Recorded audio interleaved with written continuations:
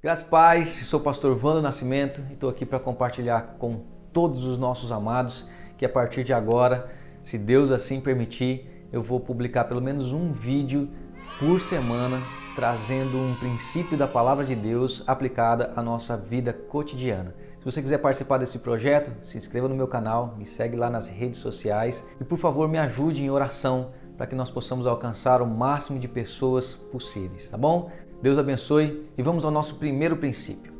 O princípio que eu quero compartilhar com os amados hoje diz o seguinte: o pecado jaz à porta, baseado no texto de Gênesis capítulo 4, do verso 1 ao 7, mas especificamente o verso 7, quando Deus volta-se para Caim e diz: olha, se procederes bem, não é certo que serás aceito, mas se procederes mal, saiba que o seu desejo bate à porta, cumpre a ti dominá-lo. Ao preparar essa ministração, eu me lembrei de quando eu era pequeno. Eu fui brincar na casa de um amigo e ele morava, sabe, num estilo de casa meia água, lá no fundo do quintal, mas tudo muito bem fechado. Eu chamei seu nome no portão e aí eu vi lá do fundo aquela vozinha dizendo: pode entrar, pode entrar. E aí eu abri o portão, fechei o portão atrás de mim e fui de boa indo em direção àquela casinha lá no fundo. De repente, eu olhei para trás e a cachorra que eles tinham estava solta, bem atrás de mim, andando, sabe, abaixada já em posição de ataque. Aquele momento que você não sabe se você corre, se você ri, se você chora. Talvez se fosse hoje, eu ia repreender em nome de Jesus: saia, filha do cão. Eu não consegui nem correr. Sério, eu travei igual o Chaves. Lembra o Chaves? Me lembro da mãe do meu amigo gritando com a cachorra lá de dentro de casa e a cachorra parando. Não sei se foi por causa do grito da mãe do meu amigo ou se foi porque ela percebeu que eu já estava meio que morto ali, né? Sem reação nenhuma. Ou talvez pelo cheiro que saía de mim naquele instante. Não sei. Eu sei que foi uma experiência bem marcante para mim ver aquela cachorra desgraçada, uma mistura de boxer com pitbull, pronta para me atacar. Foi uma experiência assim marcante. Vamos ao nosso princípio bíblico de hoje. Gênesis capítulo 4, a partir do verso 1, conta a história de Caim e Abel. Um dia, Caim e Abel foram entregar suas ofertas a Deus, ou foram oferecer suas ofertas a Deus. Abel, ele era pastor de ovelhas e ele trouxe das partes mais gordas do seu rebanho uma oferta para o Senhor. Caim, por sua vez, ele era trabalhador do campo, então ele trouxe do fruto do campo algo para o Senhor. E Deus aceitou a oferta de Abel e não aceitou a oferta de Caim. Isso fez com que Caim ficasse com o coração muito amargurado. Ele ficou tão irado, tão irritado, que ele começou a ter sentimentos ruins e sentimentos maus. Ele começou a terceirizar a sua responsabilidade ao invés de assumir a culpa, porque provavelmente ele sabia qual era o padrão de Deus. Só que ele decidiu, no seu coração, ofertar segundo o que ele achava melhor, segundo o plano que ele tinha. Então Deus procura Caim e diz: Caim, por que anda descaído o seu semblante? Se você proceder bem, não é certo que você vai ser aceito? Mas se você proceder mal, o seu desejo jaz à porta, e ele será contra ti. Cumpre a você dominar esse desejo. Caim não deu ouvidos para Deus, ele continuou alimentando coisas ruins no seu coração, deliberadamente matou o seu irmão, e ali nós temos a história do primeiro homicídio. Algumas coisas importantes a gente pode retirar dessa história. A primeira é que Deus tem padrão. A segunda é que Deus não vai aceitar das nossas mãos tudo aquilo que a gente resolve fazer de qualquer forma. Terceiro, que sempre que nós nos iramos contra alguém, nós devemos parar para pensar qual é a nossa responsabilidade nessa situação. É muito fácil nós terceirizarmos toda a culpa. É muito fácil nós sempre apontarmos para o outro, ao invés de olharmos: poxa, qual que é a minha parcela, qual que é a minha responsabilidade nisso tudo? E quarto, nós sempre devemos estar atentos àquilo que Deus nos mostra nesse período que nós estamos falhando ou errando por alguma razão. Deus visitou Caim. O que nós sabemos é que Caim não deu ouvido para Deus.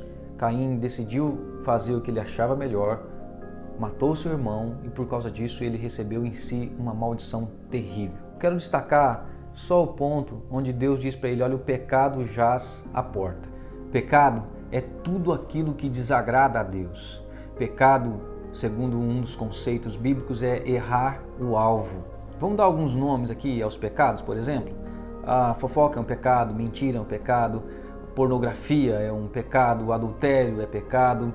Alguns têm uma coisa ruim só de ouvir essa palavra pecado. E ficam, ai, tudo é pecado, não pode fazer nada, vocês crentes só falam em pecado, tudo é pecado. Mas o que acontece? O pecado realmente é um grande problema e nós precisamos pensar sobre ele, nós precisamos falar sobre o pecado uma vez ou outra. Por quê? O pecado ele gera morte e o pecado é altamente destrutivo para quem peca. Nesse contexto, é importante a gente pensar sobre o papel de Deus em relação ao pecado. Muitos acreditam que Deus é um Deus sádico, que gosta de ver o homem sofrendo, que ele deixou algumas coisas boas e não quer que o homem participe ou desfrute dessas coisas maravilhosas da terra. É claro que a gente entende que o pecado em si, pelo menos na maioria deles, ele é bom. Um pastor uma vez diz assim que quem diz que pecado é ruim é porque nunca pecou direito. O pecado em si, muitas vezes a prática daquele pecado na hora, ele traz certo prazer para o ser humano. Porém, a consequência do pecado é a morte. Aquele pecado geralmente vai levar a alguma coisa muito ruim. E muitas pessoas exibem o seu pecado. Exibem como um troféu. É como se tivesse um chocolate de merda na mão e ficasse exibindo para todo mundo. Olha aqui meu chocolate de merda e tal. Mas pecado é pecado, é errado e ponto final. O chocolate vai continuar tendo o mesmo sabor de merda. Então, pensando nessa questão, por que Deus proíbe certas coisas? Por que existe o pecado? Deus fica triste quando nós pecamos, mas você tem que entender que Deus não fica menos Deus quando nós falhamos. Ele continua sendo Deus, soberano, poderoso e fazendo tudo aquilo que Ele tem que fazer. Então por que Deus fica triste? Por que Deus quer que a gente evite o pecado? Não é porque Ele vai se tornar menos Deus, não é porque isso faz mal para a imagem de Deus. Deus fica triste quando os seus filhos pecam, porque Ele sabe que o pecado faz mal para quem peca, que o pecado é altamente destrutivo para quem falha. Talvez o pecado não faça mal para a pessoa na hora que esteja pecando, mas todo pecado, de um jeito ou de outro, ele vai levar à morte. A morte física, a morte emocional, a morte espiritual e tantas outras mortes que tiverem para serem morridas. Por exemplo, quando Deus diz não minta em sua palavra, e isso é um pecado, não é porque Ele quer proteger a sua imagem de Deus ou coisa assim, é porque Ele quer proteger o mentiroso. Geralmente, nós mentimos porque nós queremos nos livrar das consequências de algo errado que nós fizemos. O grande problema da mentira é que ela corrói, ela destrói os relacionamentos. Mais cedo ou mais tarde, alguém vai descobrir que você mentiu e essa pessoa não vai mais confiar em você. E sem confiança, não há relacionamentos. Um outro problema da mentira é que para você manter essa história, você vai ter que criar outra mentira e outras histórias. Então, a mente do mentiroso, ela não descansa, ela não tem paz. O mentiroso geralmente vive com medo de ser descoberto e isso dá um trabalho, isso causa estresse, cansaço, isso dá ansiedade. Então, queridos, quando Deus nos ensina a não mentir, é porque Ele quer nos proteger. Ele quer nos fazer melhor. Entenda, tudo aquilo que a Bíblia diz que é bom, tudo aquilo que a Bíblia diz que é mal. A Bíblia, nesse contexto, é como um manual do fabricante.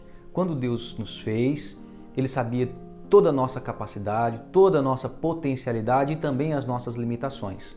Sabendo que o pecado entrou no mundo, que o homem caiu e que muitas coisas ruins passaram a acontecer depois disso, Deus deu a sua palavra para nos proteger, para nos livrar. Ele fez isso como um manual. Agora veja bem, se você compra um liquidificador na sua casa, ele é para voltagem de 110, se você vai e coloca numa tomada 220, obviamente ele vai queimar. E quando ele queimar, não adianta você ficar colocando a culpa em quem fabricou ou na marca do produto. Muitas vezes nós ignoramos aquilo que o nosso Senhor, como fabricante, determinou e disse, olha, isso é bom, isso é ruim. Nós ignoramos e no final das contas a gente ainda coloca a culpa nele.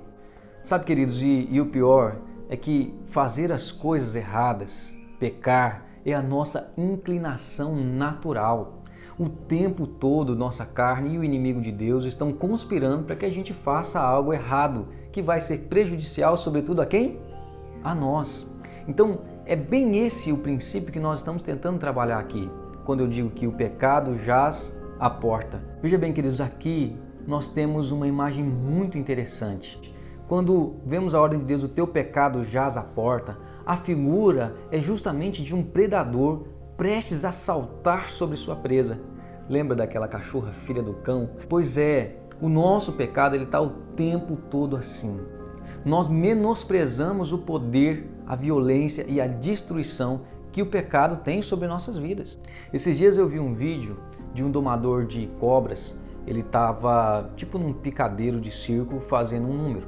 E era uma cobra gigantesca. E ele exibia para as pessoas, daqui a pouco ele enrolou no pescoço e tal. Mas em fração de segundos aquela cobra apertou o pescoço dele e ele tombou. Ele caiu. E foi aquela gritaria, ninguém estava entendendo se fazia parte do show ou não, até que os ajudantes correram para tentar tirar aquele homem do abraço da morte. Ele foi carregado ali, sabe, sem sinais vitais, e eu não sei o que aconteceu com esse homem depois. O fato é que o pecado é desse jeito. Provavelmente esse cara conhecia essa cobra desde que ela era pequenininha, ele treinava essa cobra. Ele estava ali com ela, mas ele, em algum momento da sua apresentação, ele desprezou o poder mortal dessa cobra. E muitas vezes nós fazemos assim. A maioria de nós temos os nossos pecados de estimação. E a gente pensa, não vai fazer mal não. Não, tá tudo bem. Sabe, isso aí não vai dar em nada não. E continuamos a cultivar o nosso pecado. Saiba de uma coisa, querido, mais cedo ou mais tarde, esse pecado vai te dominar e vai ser grande a destruição. O inimigo de Deus não está interessado somente em fazer você pecar, mas ele quer pegar o erro da sua vida e espalhar para que todo mundo saiba. É como pegar uma merda e jogar no ventilador, para que todo mundo saiba. Ele vai fazer isso na pior hora, no pior momento da sua vida. O pecado jaz à porta. Foi esse o alerta que Deus fez para Caim. E não só isso, Deus também disse, olha, o seu desejo será contra ti, cumpre a ti dominá-lo. Aqui há uma responsabilidade muito grande de todos nós, os filhos de Deus, em saber como lidar com o pecado. É bem verdade que quando nós nos comprometemos com o Senhor Jesus, Ele nos limpa, Ele nos liberta da escravidão do pecado. Porém, como nossa natureza ainda é inclinada para o mal e essa natureza só vai ser transformada no último dia, o pecado o tempo todo vai continuar nos tentando. Infelizmente, muitas pessoas acham que não tem responsabilidade alguma no que se refere às coisas do pecado. Alguns acham que simplesmente Deus virá e vai tirar todo o desejo pecaminoso do coração e que pronto, acabou. Só que a Bíblia não nos mostra isso. E esse texto de Gênesis capítulo 4 é um exemplo. Deus dá a responsabilidade para Caim. Ele precisa lidar com o pecado. E como nós, os filhos de Deus, hoje em dia, podemos lidar com esse pecado que jaz à porta, que nos seduz, que nos atrai e para o qual a nossa carne está completamente inclinada? Como lidar com tudo isso? À luz da palavra, eu quero te dar algumas dicas. Caim falhou porque ele não prestou atenção na própria palavra de Deus. Deus havia sido claro para ele, dito o que ia acontecer, mas ele não confiou na palavra de Deus. Hoje a palavra de Deus é revelada em sua Bíblia Sagrada. Se você quiser saber a vontade de Deus, é só você abrir sua Bíblia e começar a estudar. Quanto mais você tem contato com a palavra de Deus, quanto mais você busca a palavra de Deus, aprende da palavra de Deus e coloca a palavra de Deus em prática, você é alimentado, você se fortalece contra as armadilhas do pecado, você tem revelação sobre aquilo que é certo e que é errado. Então, a primeira dica que eu vou te dar, leia sua Bíblia todos os dias. Medite sobre aquilo que Deus diz e se esforce para praticá-la. Assim você vai ter, fibra moral, você vai ter força para lutar contra as coisas erradas. É preciso fugir da aparência do mal, como a Bíblia diz. O que acontece? Muitas vezes nós queremos nos livrar das práticas pecaminosas ou das tendências pecaminosas, mas nós sempre nos colocamos em situação de risco. Então, como que você vai querer parar de beber, se você é um viciado em álcool, e continua frequentando os mesmos bares ou as mesmas rodas de amigos com todo mundo bebendo ali na sua frente? A Bíblia ela nos ensina que nós devemos fugir da aparência do mal, justamente porque nós somos inclinados para praticar o mal. Eu ouvi uma história de um cara que ele chegou para o pastor e falou assim, pastor, eu caí, eu adulterei e tal. E o pastor perguntou para ele, mas, meu filho, eu entendo você, vamos orar, vamos buscar um arrependimento e tal, mas onde você estava?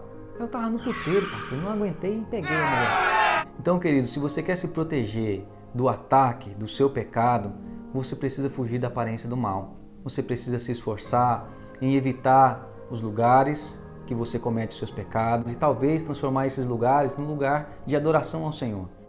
Então você quer mesmo vencer a sedução do pecado? Fuja, corra de todo lugar de risco onde você possa cair. Ore. O Senhor Jesus, na oração do Pai Nosso, nos ensinou a pedir para que Deus nos livre da tentação. Então há uma responsabilidade nesse sentido. Por exemplo, qual foi a última vez que você orou e pediu, Senhor Deus, por favor, não me deixe cair em tentação?